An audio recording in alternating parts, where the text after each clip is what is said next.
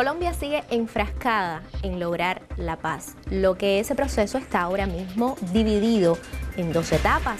Por un lado, el proceso de implementación de un acuerdo final de paz entre las FARC, la guerrilla más antigua de ese país, y el gobierno del presidente Juan Manuel Santos. Por otro lado, se adelanta una mesa de diálogo político entre el Ejército de Liberación Nacional y el gobierno de Santos. Hoy tengo el placer de conversar con el primer comandante del ELN, Nicolás Rodríguez, también conocido como el comandante Gavino, para que nos explique las valoraciones, las posiciones y cómo entiende el ELN este momento que vive Colombia. Los cubanos han estado muy al tanto de todo este proceso de paz, de las interioridades de la guerra, pero quisiera una valoración suya de fondo de si existen dos guerras, si ha existido dos guerras, una sola, por aquello de que hay dos guerrillas con semejanzas y diferencias y un solo adversario. La guerra ha sido una sola. Desafortunadamente, Colombia nunca ha conocido un ambiente de paz desde que pisaron suelo los extranjeros hace más de 500 años. Y bueno, finalmente, el último periodo de la guerra, algunos dicen que comenzó en 1928 con la masacre de las bananeras. Otros dicen que la guerra comenzó a comienzos de la década del 40, cuando la oligarquía asesinó a sangre y fuego el movimiento gaitanista, que culmina con el asesinato de Gaitán el 9 de abril de 1948. Nosotros decimos que allí comenzó ese proceso de guerra que se vive hoy de manera ininterrumpida. Por la década de los 60 comenzando, Camilo Torres, el dirigente popular, el sacerdote guerrillero, dijo algo que impactó mucho a la sociedad colombiana porque fue el mejor resumen de la realidad política. Dijo Camilo: en Colombia las vías democráticas y políticas para que el pueblo ascienda al poder están cerradas. En Colombia ha habido un asesinato sistemático de quien se opone a los destinos de la oligarquía en el país. Esa fue la causa del asesinato de Jorge Eliezer Gaitán, después del asesinato de los guerrilleros que pactaron la paz con el gobierno. Y después de entonces eso no ha parado. Eso es lo que justifica y valida en Colombia el alzamiento armado y la rebelión revolucionaria.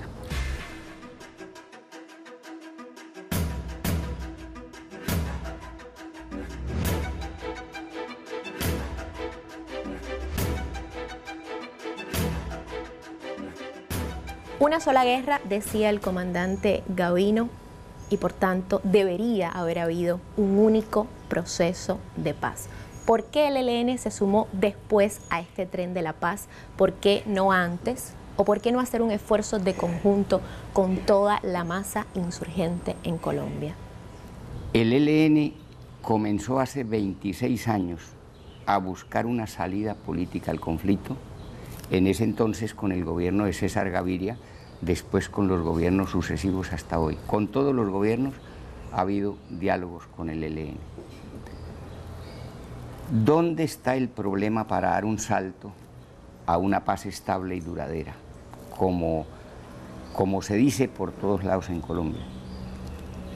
Nosotros creemos que la paz tiene que tener una esencia y un contenido de justicia y equidad social, porque Colombia está en crisis y hay extrema pobreza y extrema riqueza muy concentrada.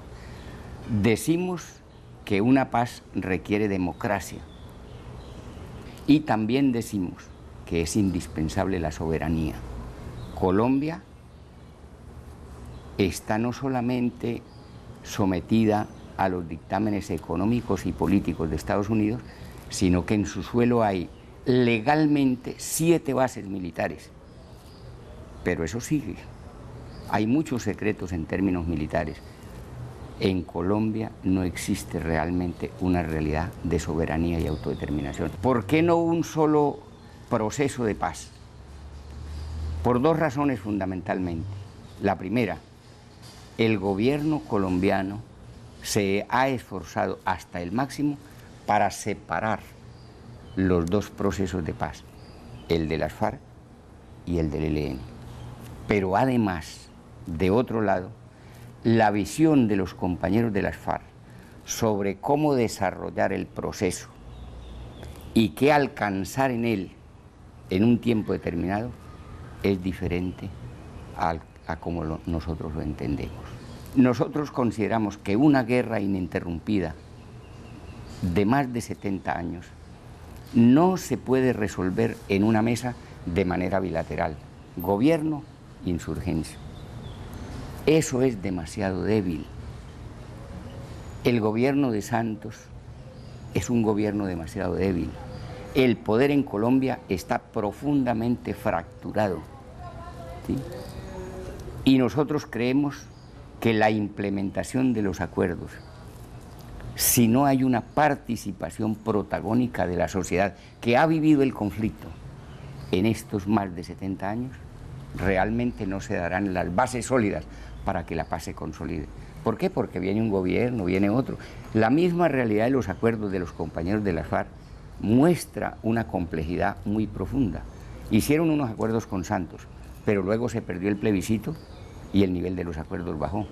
Luego la Corte no aprobó la aprobación en paquete de los acuerdos y van a ser sometidos a que los apruebe el Congreso, y el Congreso no es un organismo que pueda o que vaya a defender los acuerdos de la paz. Allí está la fuerza de la oligarquía que se ha opuesto con mucha fuerza a que los procesos se desarrollen, y Santos va de salida.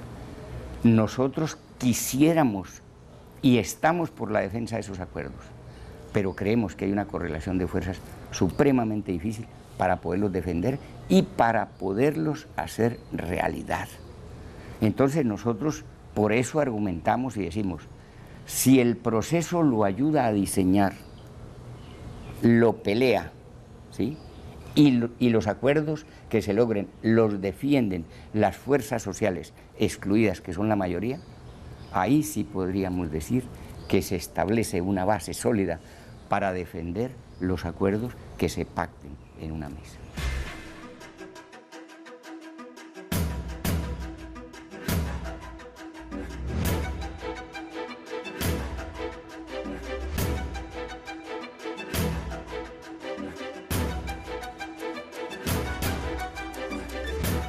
Usted mismo decía que ya le queda muy poco a Santos en el gobierno, está casi a las puertas de terminar su mandato, y dada la experiencia del largo periodo que hubo de negociación entre la FARC y el gobierno, las trabas que ha habido en la implementación, las trabas que ha habido en el despegue de la mesa con el ELN, pareciera utópico que se logre un acuerdo en firme con este gobierno saliente de Santos. Usted mismo ha dicho que no está en los cálculos, aunque sí en la voluntad de la organización, lograr un acuerdo.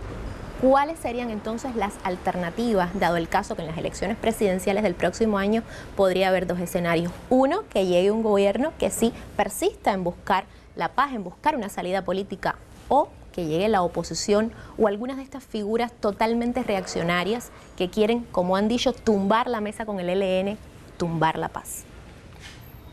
Nosotros hemos dicho que no creemos, no que no tengamos disposición de trabajar por alcanzar un acuerdo de paz con Santos, sino que nosotros encontramos de parte del gobierno una conducta dilatoria en buscar los acuerdos con el ELN. Hay una agenda de 6 puntos.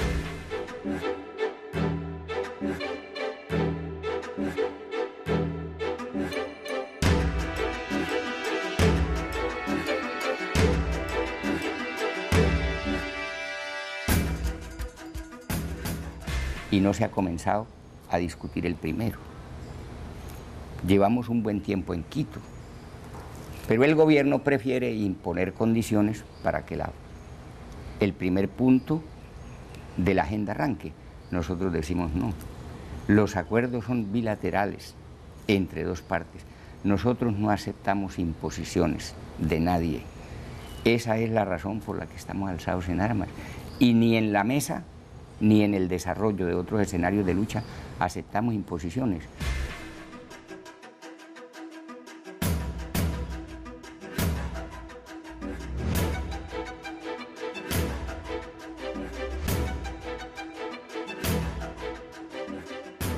Usted hablaba de los condicionamientos que quiere imponer el gobierno al ELN y yo creo que uno de los más recurrentes ha sido el tema de las retenciones o las privaciones de libertad. Muy manipulada la palabra secuestro en Colombia, en los medios de comunicación, pero a la par que es un tema muy sensible. ¿Cómo defender ese método del ELN ante la opinión pública?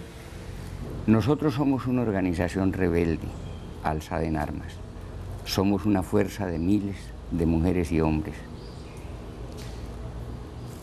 A nosotros nadie, ni desde el exterior ni desde el país, nos tributa de manera legal porque no hay los espacios que permitan hacerlo para la consecución de los recursos económicos.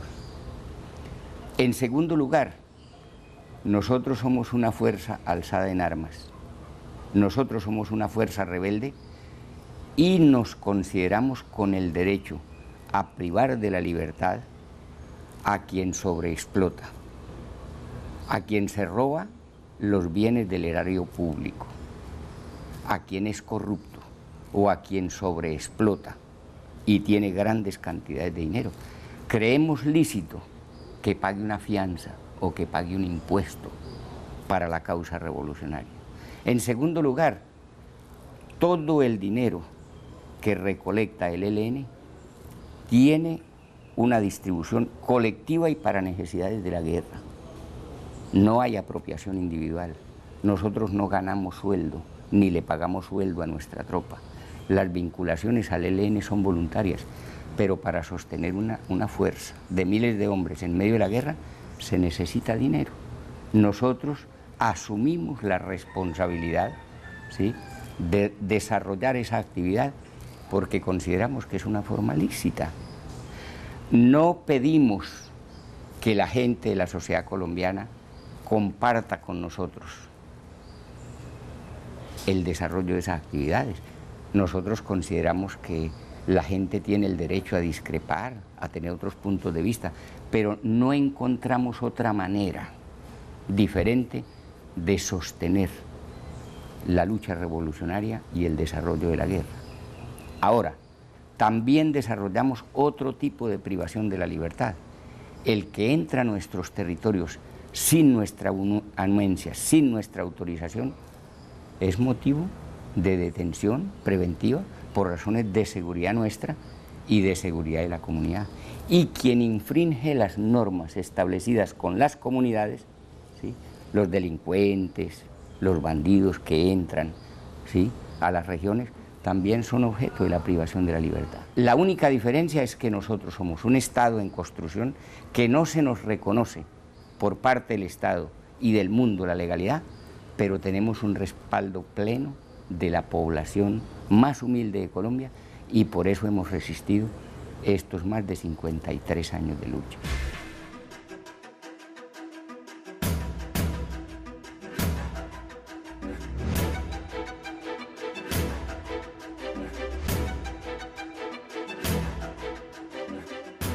Cómo limpiar un poco la imagen del ELN, cómo caracterizar a esa masa guerrillera y sobre todo qué la diferencia de sus otros compañeros de lucha, los de la FARC. Los grandes medios en Colombia son empresas privadas dedicadas a llevar una matriz de opinión donde se sataniza la insurgencia. Y precisamente una dificultad para la paz de Colombia hoy es esa, porque presentaron y han presentado a la guerrilla como todo lo malo que se puede resumir en el planeta. Y si ahora dicen que hay que hacer la paz para que la guerrilla, ¿sí?, se inserte a la sociedad, es un asunto supremamente complejo porque ya hay el estigma y los mismos medios siguen fortaleciendo ese estigma y esa es una de las grandes dificultades de la paz.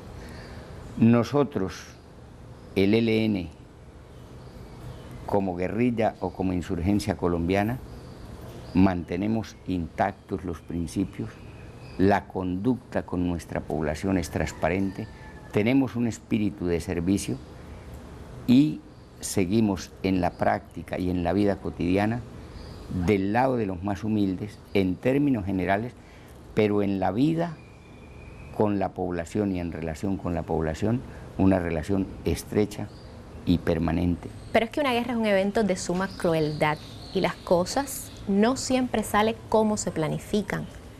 ¿Cuáles son los errores? ¿Se arrepiente de algo, Gavino? De ser revolucionario, jamás. Ahora, en 53 años de guerra han habido dificultades, somos seres humanos, se han cometido errores, ¿sí? Nosotros, cuando hemos cometido errores, los hemos reconocido públicamente, hemos dicho, ¿sí? Ahora, ¿por qué se desbordó en Colombia la guerra? Se desbordó cuando el Estado colombiano decidió fortalecer una fuerza ilegal, el paramilitarismo, y las Fuerzas Armadas comenzaron a coordinar con esa fuerza ilegal, el paramilitarismo, y esa fuerza ilegal se sostuvo con el narcotráfico, para lo cual se ampliaron los cultivos y las rutas y el procesamiento de la coca en Colombia. En ese momento se desbordó el conflicto porque los paramilitares fue un ejército asesino que se propuso masacrar la población de los territorios guerrilleros por considerar que al acabar con esa población la guerrilla desaparecía. Y el Estado tiene la responsabilidad de eso, que en Colombia no se ha analizado, ni hay justicia para esa realidad. Entonces, allí se desborda el conflicto. Y por supuesto nosotros nunca hemos negado que también se cometieron errores, ¿sí? También hubo fallas en cálculos de acciones militares, fallaron nuestras armas rudimentarias y populares, no tenemos la modernidad que tiene el ejército adversario, pero jamás el ELN ha tenido la intención de hacerle daño a la población. Hay una percepción, o yo tengo la percepción, de que el gobierno ha intentado imponerle al ELN en la mesa de diálogo, pues, el paquete de acuerdos que ya pactó con la FARC, o al menos algunos de esos elementos fundamentales, y estoy pensando ahora mismo en la Jurisdicción Especial para la Paz, el tema de la justicia, que ha sido vendido como un mecanismo novedoso, un mecanismo que rechaza la impunidad, que es aplicable a soldados, a guerrilleros. ¿Aceptarían ustedes algunos de estos elementos o cómo entiende el ELN el tema de la justicia? El gobierno colombiano siempre ha querido y nos ha ofrecido los acuerdos de las FARC. Y ellos han planteado públicamente que lo correcto sería eso, que nosotros hiciéramos los acuerdos, un solo proceso y se pactara la paz. Desafortunadamente, en la construcción de esos acuerdos, a nosotros no nos llamaron ni nos tuvieron en cuenta. Por tanto, nosotros no podemos firmar lo que no hemos desarrollado ni hemos construido. Así respetemos mucho, ¿sí?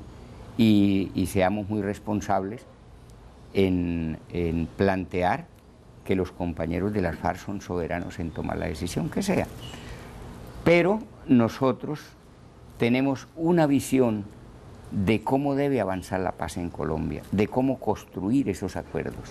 Hemos estudiado los acuerdos de los compañeros de las FARC. Sin duda, allí hay asuntos que pueden contribuir, ¿sí? Que nosotros no desconocemos, pero para nosotros, compañera, es muy importante que un acuerdo de paz, luego de una guerra que ha soportado la población colombiana de una manera tan fuerte, con miles de muertos, desaparecidos, con 8 millones de desplazados, lo correcto es que esa población ayude a diseñar el proceso, lo defienda, lo luche, ¿sí? y lo haga respetar. Si no es así, nosotros pensamos que no hay posibilidades. Hay que decirlo, hay profundas desconfianzas en Colombia de las posibilidades de que los acuerdos se concreten, porque es que eso ya ha pasado con el M-19, con el EPL y ahora con las FARC. Como hay desconfianzas, vamos demostrándonos las dos partes que cumplimos y que estemos sujetos al control, a la vigilancia y a la ratificación de una sociedad que ha sido víctima y muy fuerte de este conflicto de 53 años. Y creemos que un proceso así, que es más lento, es más difícil, pero con toda seguridad llega a buen puerto si de esa manera se desarrolla. ¿Son entonces algunas de esas razones que usted exponía el motivo por el cual la entrega o el desarme no está contemplado en blanco y negro en la agenda del ELN con el gobierno? Correcto. Nosotros le hemos dicho al gobierno, hablemos de las armas. Sí, nosotros estamos dispuestos a hablar de las armas de todos. Y le hemos dicho también al gobierno, un punto de la agenda es ese, sacar la violencia de la política y que lo hagamos todos. Correcto, democracia, sí. ¿Cómo es la conducta de los gobiernos y del Estado colombiano en torno a la democracia? ¿Por qué los paramilitares? ¿Para qué? Ellos son un gobierno, son un Estado, tienen toda la tecnología de Estados Unidos, de Israel, de Inglaterra, ¿sí? Tienen todo lo que quieran, tecnología de punta. Entonces, nosotros hemos dicho, hombre, hablemos de las armas, pero de las armas de todos, de cómo las usamos, cómo las usan ellos y cómo las usamos nosotros. Y que el Estado debe tener el monopolio de la fuerza, perfecto. Al final de un acuerdo, si hay democracia, si hay justicia social, si se implementan y se hacen los acuerdos y no tienen reversa, por supuesto que no. Nadie querrá tener las armas si no hay necesidad de usarlas y si no son una reivindicación. Si por la vía de la democracia el pueblo que está excluido, que es la mayoría, puede ser dueño de su propio destino por la vía democrática, nadie, las armas obrarán. Nosotros tenemos esa disposición. Para nosotros las armas no es un asunto de un cliché, no veneramos las armas, son herramientas necesarias para que un pueblo rebelde garantice la posibilidad de lucha y de poder. Entonces nosotros estamos abiertos a hablar de eso, pero de manera bilateral. ¿Por qué no nos comprometimos a dejar las armas? Porque nosotros no sabemos hoy si se puedan dejar o no. El día que consideremos que no hay necesidad de usarlas, no hay problema. Pero ¿cómo las vamos a dejar si no tenemos garantías? Si se siguen muriendo los líderes populares y hasta los guerrilleros de las FARC que están en las zonas. Y que, ¿sí?, están en un proceso de desarme. Y que están en un proceso de desarme y de paz y son asesinados. Esa es la demostración de la situación de violencia que hay en Colombia.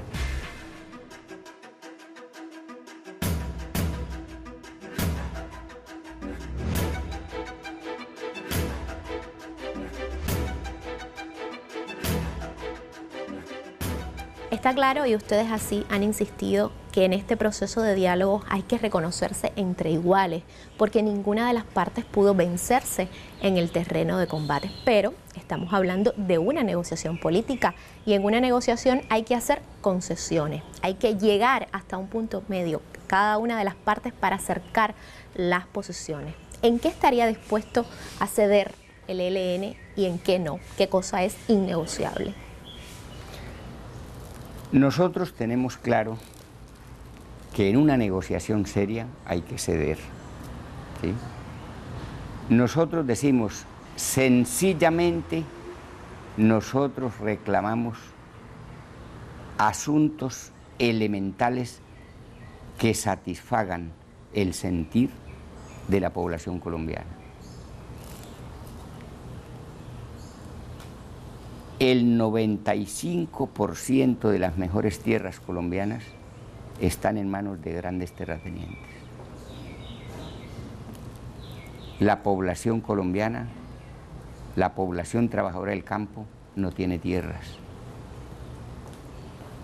Creemos que es justo y es indispensable que haya una reforma agraria que devuelva a los campesinos la tierra que les quitaron en el conflicto y que ese problema se pueda resolver.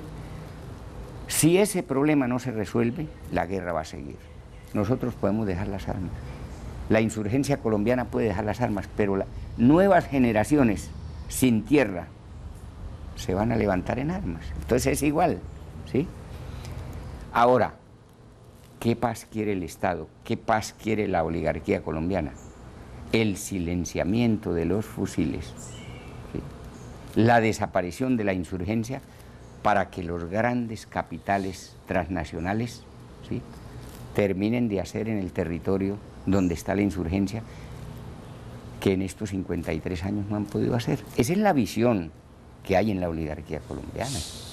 Ellos no se plantean de verdad la justicia social. Fíjese usted, la bandera de hoy del uribismo, digamos la fracción de la clase en el poder más reaccionaria, es volver trizas los acuerdos logrados entre la FARC y el gobierno, que los mismos compañeros dicen que no fue un acuerdo revolucionario, que es un acuerdo incluso que cabe en la Constitución aprobada en el 91.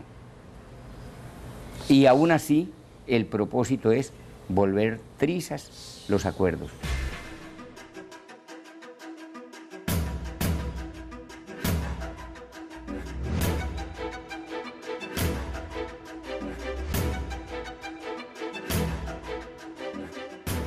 ¿Habrían entonces gestos unilaterales, por ejemplo, cese unilateral de fuegos o algún otro gesto? Nosotros, desde que construimos la agenda, le planteamos al gobierno que todo gesto sería bilateral, porque los acuerdos son bilaterales, ¿sí? Entonces creemos que en Colombia los gestos unilaterales el gobierno los utiliza para mostrar a una guerrilla débil, porque ellos dicen que ganaron la guerra, que no hay nada que hacer, que ya ganaron la guerra y que la guerrilla lo que tiene es que buscar una salida digna dentro de los perdedores. Nosotros tenemos una lectura diferente, nos sentimos con fortaleza para seguir la lucha, si hay que seguirla, o para marchar hacia un proceso serio de paz, si hay que hacerlo. Creemos que los gestos deben ser bilaterales y así son mucho más productivos. Por ejemplo, ahorita nosotros le estamos planteando al gobierno que en la Avenida del Papa Colombia, que es en septiembre, hagamos un cese bilateral de fuegos y que el gobierno se decida de una vez por todas a dejar andando el proceso de participación de la sociedad, que es el primer punto. Esos serían dos acontecimientos muy importantes en la Avenida del Papa Francisco a Colombia en septiembre. Nosotros creemos que en medio de un cese bilateral se podría desarrollar el proceso de paz con mucha más soltura, la gente podría participar, la gente de las zonas de conflicto podrían contribuir al proceso de paz, podrían ayudar a construir. Le daría eso mucha confianza a la comunidad internacional, a los países garantes, a Cuba, a Venezuela, a Chile, a Brasil, a Noruega, a Ecuador, para tener una participación mucho más dinámica. Y no podíamos terminar esta entrevista sin hablar de Cuba. Cuba como país garante en este minuto, pero Cuba también como un país que ha hecho ingentes esfuerzos para acercar al ELN, a la insurgencia toda y a los colombianos a ese ansiado proceso de reconciliación.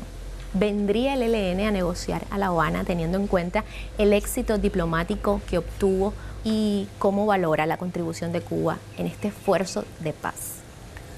Lo primero que hay que decir cuando uno llega a Cuba es que aquí está Fidel, ¿sí? Para nosotros es muy importante el papel que ha jugado Cuba en todo este proceso. Se lo hemos reconocido al gobierno y nosotros el método que tenemos para el desarrollo de los diálogos es que cada país pueda ser una sede rotativa y nosotros no descartamos que que cualquiera de los países, sobre todo de América Latina y el Caribe, sean sede.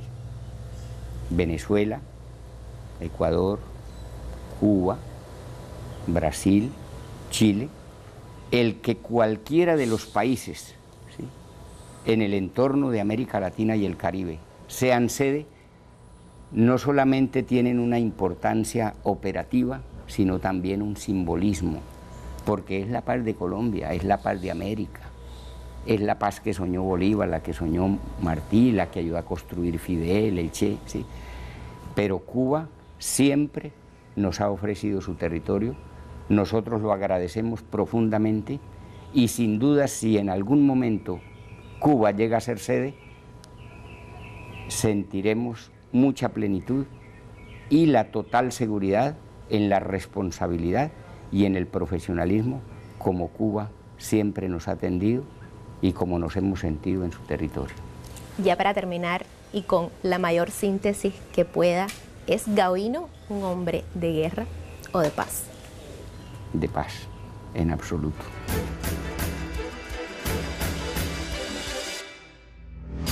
Muchísimas gracias al comandante Gavino por esta entrevista, por sus palabras, por sus valoraciones, sobre todo por clarificar esa visión y esos propósitos del Ejército de Liberación Nacional en este esfuerzo de paz, por supuesto, para la audiencia cubana que ha estado totalmente informada de este proceso de reconciliación de todos los colombianos. Usted manténgase informado porque le llevaremos los pormenores de este tema hasta que finalmente Colombia, y ojalá así sea, logre una verdadera paz con justicia social.